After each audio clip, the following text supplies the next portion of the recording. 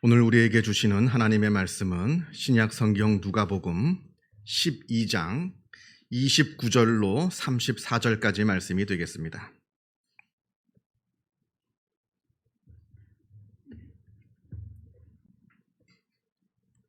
신약 성경 115면에 있습니다.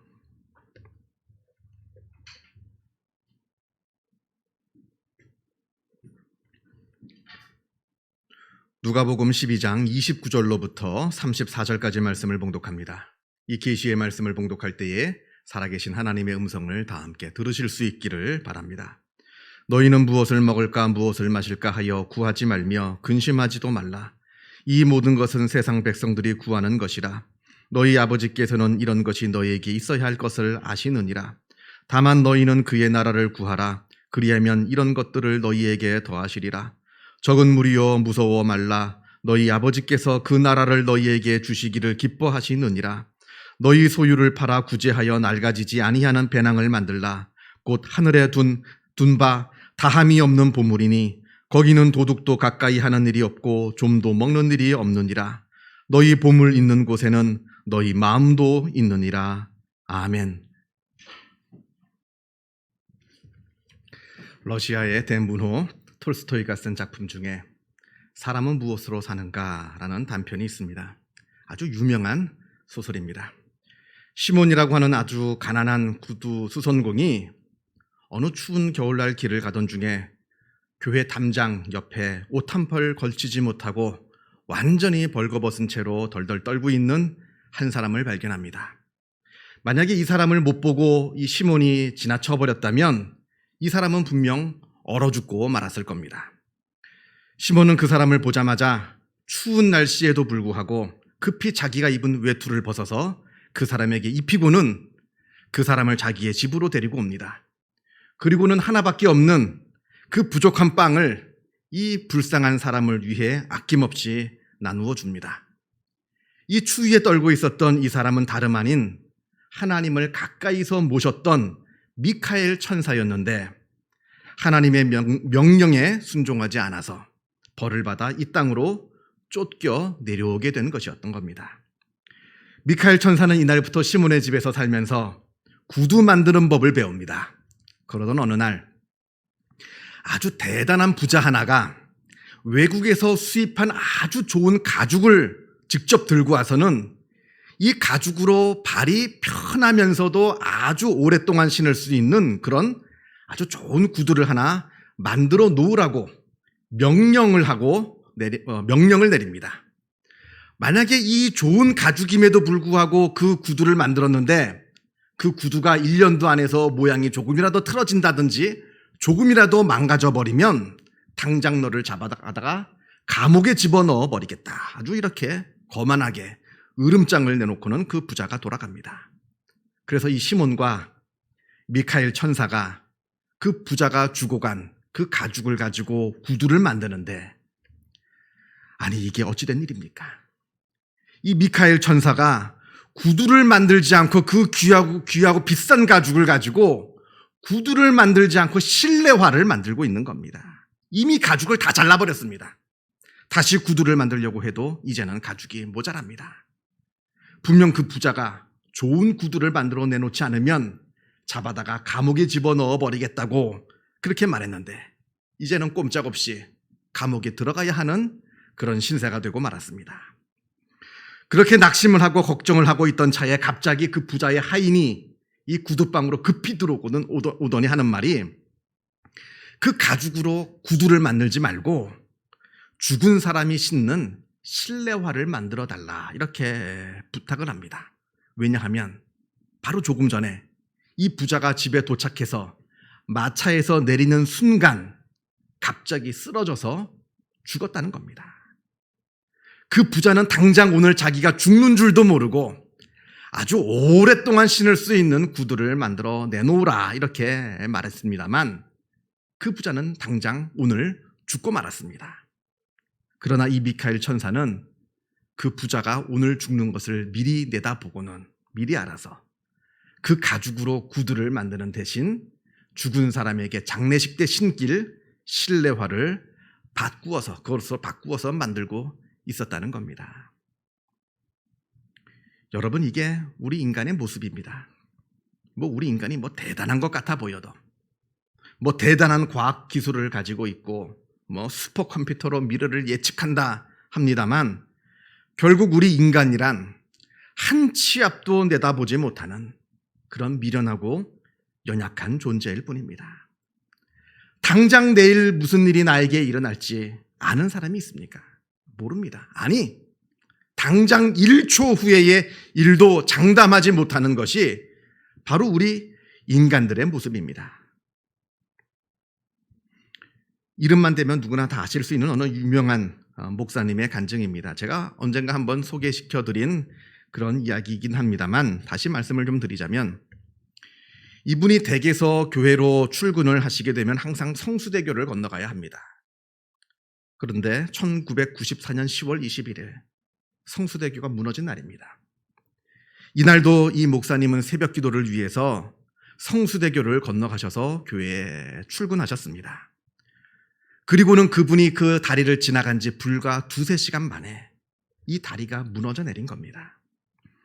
이분이 새벽 기도를 다 마치고 아침에 뉴스를 보다가 깜짝 놀라셨습니다. 너무 큰 충격을 받게 됩니다. 내가 불과 2-3시간 전에는 저 다리 위에 있었는데, 근데 그 다리가 무너져 내리고 마른 겁니다. 그때 그 다리를 건너면서 이게 무너져 내릴 다리인 줄 모르고 그 다리를 건너면서 찬송을 부르면서 태평하게 건너왔는데, 불과 2-3시간 만에 이 다리가 무너져 버리고 말았습니다. 그리고 나서 그 다음에 오후가 되어서 퇴근을 해야 되는데, 그 옆에 있는 동호대교를 건너면서 대구로 돌아가셨습니다. 대구로 들어가시는데, 이번에는 반대로 이 다리를 건너면서 이 다리가 무너져 내릴까 덜덜덜덜 떨면서 아주 조마조마한 마음으로 이 다리를 건너가셨다 합니다. 무너져 내릴 다리 위를 건널 때에는 태평하게 노래를 부르면서 건너가다가, 무너지지 않을 튼튼한 다리를 건널 때는 두려워서 쩔쩔매며 건너갔던 이 모습, 이게 바로 우리 인간의 모습이라 간증하시는 것을 제가 본 적이 있습니다. 여러분, 흔히들 우리가 살고 있는 이 시대를 불확실성의 시대라고 우리가 말합니다. 그런데 제가 한번 묻겠습니다. 우리가 언제는 확실했던 시대를 산 적이 있었나요? 늘 우리가 불확실한 시대를 살았지 확실했던 시대를 산 적이 있었느냐 하는 말입니다.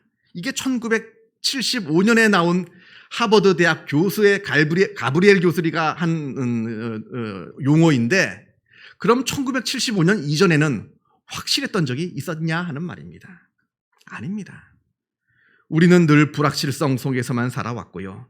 또 살아가고 있으며 또 앞으로도 그렇게 살아가게 될 것입니다.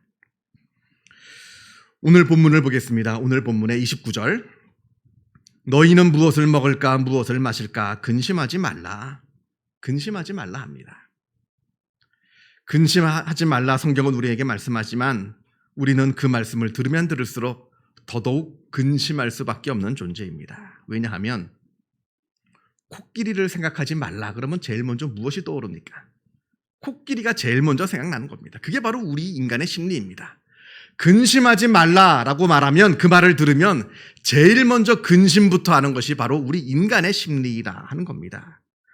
그런데 왜 성경은 우리 보고 근심하지 말라 말씀하는가? 또 우리가 근심하지 않고 불안에 떨지 않고 살아갈 수 있는 어떤 특별한 비결이라도 있는 것인가? 자, 오늘 말씀을 우리가 더 정확하게 보아야 합니다. 너희는 무엇을 먹을까 무엇을 마실까 하여 구하지 말며 근심하지도 말라. 무엇을 먹을까 무엇을 마실까 구하지 말라 합니다. 여기서 구하지 말란 얘기는 기도하지 말란 얘기가 아닙니다. 기도하다 하고 구하다는 완전히 다른 말입니다. 이 헬라어 성경 안에서. 여기서 말하는 구하다, 이 말은 헬라어로 제테인이라고 하는 말인데, 이 말은 기도한다는 말이 아니라 애써서 찾는다, 추구한다, 그것을 목적으로 삼는다는 말입니다. 그러니까 이 말은 삶의 방향을 이야기하는 겁니다. 부족한 것이 있으면 기도해야죠. 예수님도 일용할 양식을 위해서 기도하라 주기도문에 말씀하시지 않습니까? 부족한 것이 있으면 기도해야 됩니다. 우리가 삶을 살면서 필요한 것이 있으면 기도해야 됩니다. 그러나 구하는 것과 기도하는 것은 다르다는 겁니다.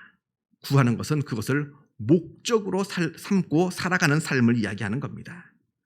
무엇을 먹을까, 무엇을 마실까, 이 세상 일에 집착하지 말고, 이 세상 일에 쩔쩔매지 말고, 이 세상 일, 먹고 사는 문제를 목적으로 삼지 말라, 그 말씀을 주고 계시는 겁니다. 30절로 넘어가 보겠습니다.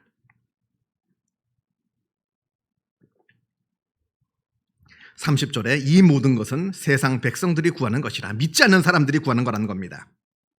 너희 아버지께서는 이런 것이 너희에게 있어야 할 것을 아시느니라.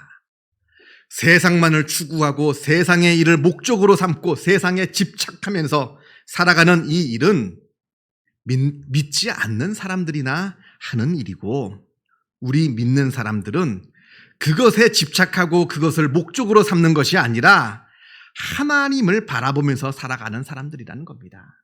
왜냐하면 하나님께서는 아신다는 겁니다. 그게 우리에게 있어야 할 줄을 아시기 때문에 채워주시는 겁니다.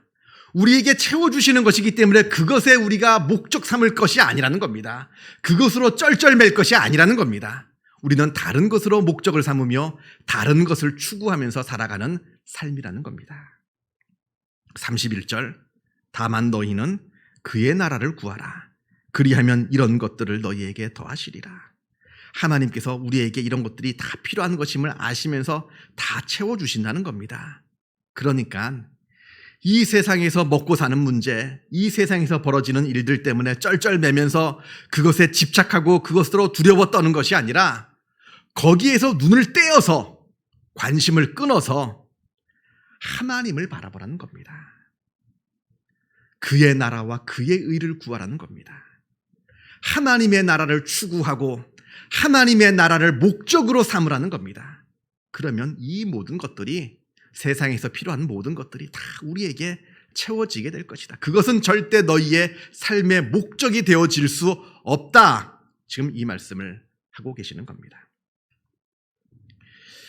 여러분, 심리학에서 범불안장애라는 것이 있습니다.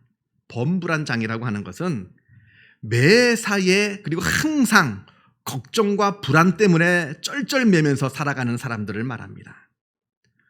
걱정합니다. 별것도 아닌 것 가지고 걱정합니다. 일어나지 않을 일 가지고도 걱정하면서 두려워하는 겁니다. 여러분, 한자로 기우라고 들어보셨죠? 쓸데없는 걱정을 우리가 기우라고 말하는데, 이건 기인지우, 기나라 사람의 걱정에서 온 말입니다. 옛날 중국의 기나라에 하늘이 무너지면 어떡하나, 땅이 꺼지면 어떡하나 걱정하면서 끙끙끙끙 앓았던, 그냥 집안에 들어 누워서 끙끙끙끙 앓았던 사람이 있었다고 합니다. 하늘이 왜 무너집니까? 땅이 왜 꺼집니까? 쓸데없는 걱정 때문에 자기 삶이 완전히 망가지는 이러한 것, 이게 바로 기인지우인데, 이게 바로 범불안장애의 아주 대표적인 예라고 볼 수가 있습니다. 여러분, 그런데 이러한 불안장애가 어떤 특별한 사람들만의 것입니까? 우리는 쓸데없는 것으로 걱정하고 쓸데없는 것으로 근심한 적이 없습니까? 통계학적으로 물어보니까, 심리학에서 통계로 한번 연구해 보니까, 인간이 걱정하고 있는, 내가 살면서 걱정해왔던 그 일의 90%는 일어나지 않았다고 합니다. 우리가 살면서 얼마나 많은 일들을 걱정합니까?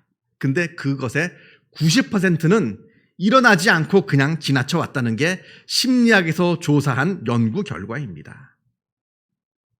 그런데 여러분, 우리는 그럼에도 불구하고 늘 불안해하며 늘 두려워합니다.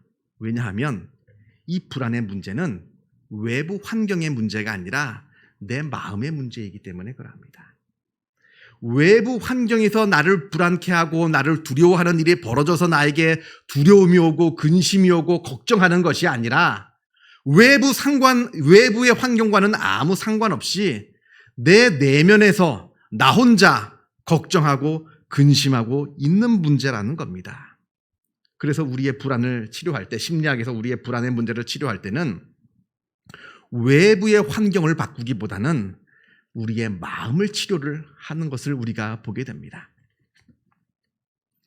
정신의학에서 불안장애를 치료하는 여러 방법이 있습니다만 그중에 인지치료라는 것이 있습니다. 쉽게 말하자면 생각을 바꾸는 거예요.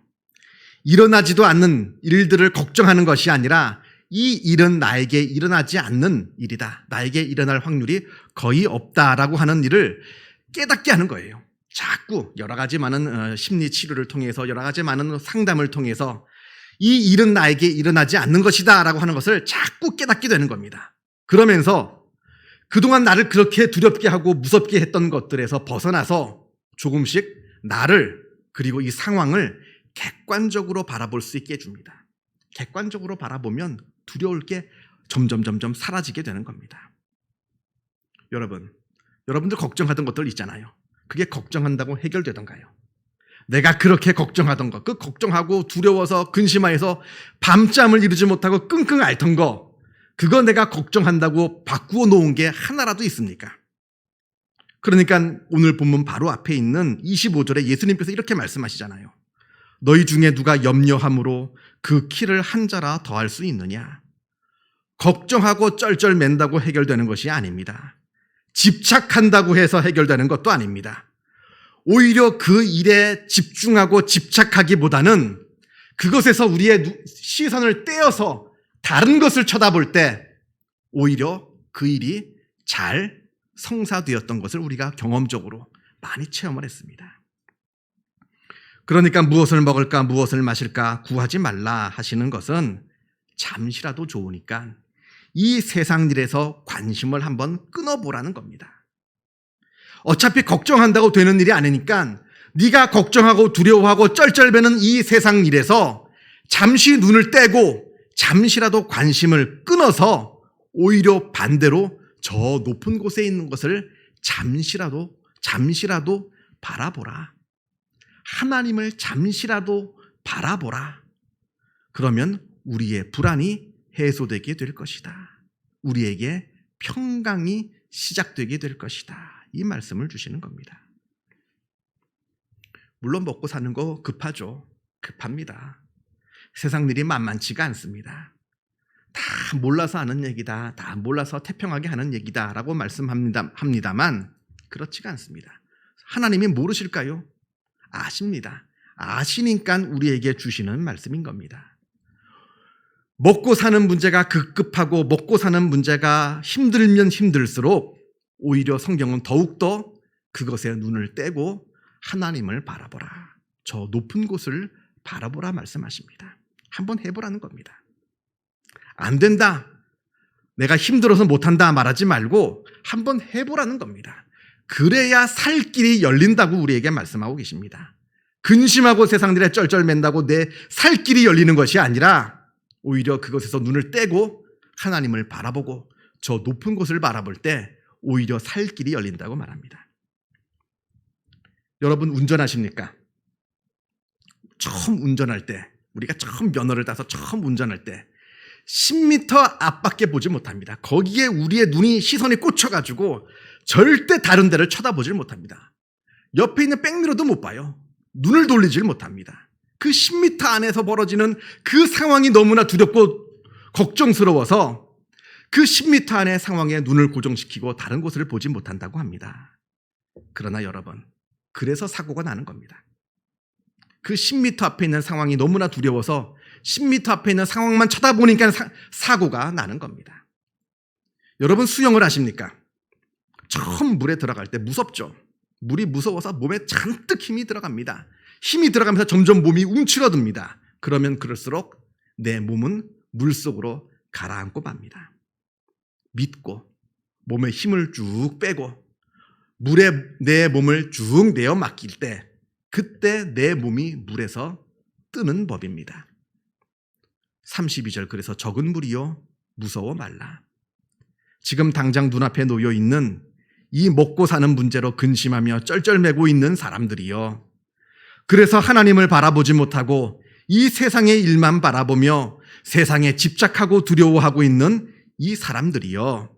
두려워 말라. 너희가 두려워하는 그 세상 일에서 눈을 떼어 하나님을 바라보라. 그래야 살 길이 열린다라고 말씀하고 계십니다. 너희 아버지께서 그 나라를 너희에게 주시기를 기뻐하시느니라. 그렇게 할 때 하나님께서 그렇게 하나님을 바라보시는 자들을 구원하여 주신다 말씀하십니다. 하나님을 믿고 하나님을 바라보는 자들의 아버지가 되어 주시겠다라고 말씀하여 주십니다. 자, 그러면서 33절로 오면서요, 좀 더 한 발자국 더 나아갑니다. 너희 소유를 팔아 다른 사람을 구제하고 보물을 이 땅에 쌓아두지 말고 하늘에 쌓아두라, 이렇게 말씀합니다.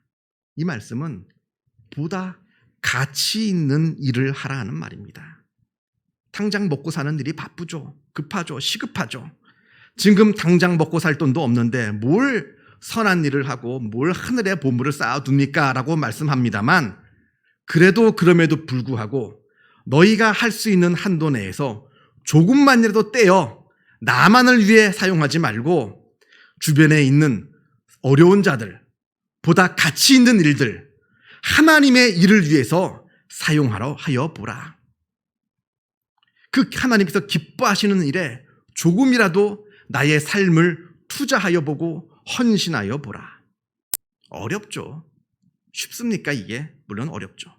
지금 내 코가 석자인데 내가 누구를 도와주며 내가 바빠 죽겠는데 내가 무슨 하나님의 일을 하며 지금 당장 이 땅에서 살고 먹고 살 일도 힘들어 죽겠는데 어떻게 하늘에 보화를 쌓아둘 수 있겠습니까마는, 그러나 하나님께서 우리의 삶 가운데 이 모든 것을 다 채워주시겠노라 말씀하고 있으니 그것을 믿고 내가 보다 더 가치 있는 일에 나의 삶을 헌신할 때 오히려 내 걱정하던 것이 다 사라지게 될 것이다 라고 말씀하는 겁니다. 결국에 하나님께서 우리에게 요구하시는 것은 무엇이겠습니까? 하나님께서 우리에게 요구하시는 것은 우리가 행복한 삶을 사는 겁니다. 행복한 삶이란 무엇이겠습니까? 돈이 많고 내가 바라는 거 다 이루어지고 내가 떵떵거리면서 살아야 행복한 겁니까? 세상에 그렇게 돈 많고 그렇게 떵떵거리는 사람들이 왜 자살을 합니까? 그게 행복인데. 그게 행복이 아니니까 자살을 하는 겁니다. 그렇다면 행복한 삶이란 어디에 있느냐? 행복한 삶은 이 세상의 일에 매몰되지 아니하고 눈을 높이 들어서 하나님을 바라보고 하나님의 일을 생각하며 하나님의 나라를 위해서 우리가 조금이나마 헌신하고 하나님의 나라를 위해서 살 때, 그때 우리에게 임하는 것이 바로 행복이라 말씀하고 있는 겁니다. 그러할 때 우리의 삶의 의미를 발견하는 것이고, 그러할 때 진짜 행복이 무엇인지 우리가 발견하게 된다 말씀하고 있습니다. 그것이 바로 하늘에 보물을 쌓아두는 삶이요, 바로 진정한 행복의 삶이라 말씀하고 있습니다. 이 일이 어려운 줄 압니다. 그럼에도 불구하고 하나님께서는 우리에게 말씀합니다. 적은 무리요, 무서워하지 말라.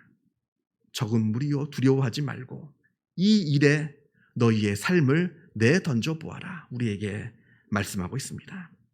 기도하겠습니다. 사랑과 은혜가 충만하신 하나님 아버지, 감사합니다. 하나님께서 우리들을 하나님의 자녀로 삼아 주시고 하나님께서 우리에게 귀하고 복된 삶을 베풀어 주심에 그 은혜에 감사를 드립니다. 하나님께서 우리를 사랑하시는 줄 압니다. 내가 나를 사랑하는 것보다 하나님께서 나 자신을 더 사랑하시는 줄 우리가 잘 알고 있습니다. 하나님께서 우리에게 행복한 삶을 열어주시겠다 말씀하여 주시오니 아버지여, 우리가 그 삶을 우리가 따라가게 하여 주옵소서. 이 세상에서 벌어지는 일에 우리가 두려워 떨면서 집착하는 것이 아니라 우리의 눈을 들어서 저 높은 곳에 있는 하나님의 나라를 바라보며 그것을 향해 나아가는 이 복된 행복의 삶을 우리가 살아가게 하여 주시고, 그러한 삶을 살아갈 때 하나님께서 우리에게 베풀어 주시는 그 귀한 복과 은혜를 우리가 충만히 누리며 살아가는 복된 삶이 되게 하여 주옵소서. 모든 것 주님께 감사드리오며 이 모든 말씀 우리 주 예수 그리스도 이름으로 기도하옵나이다. 아멘.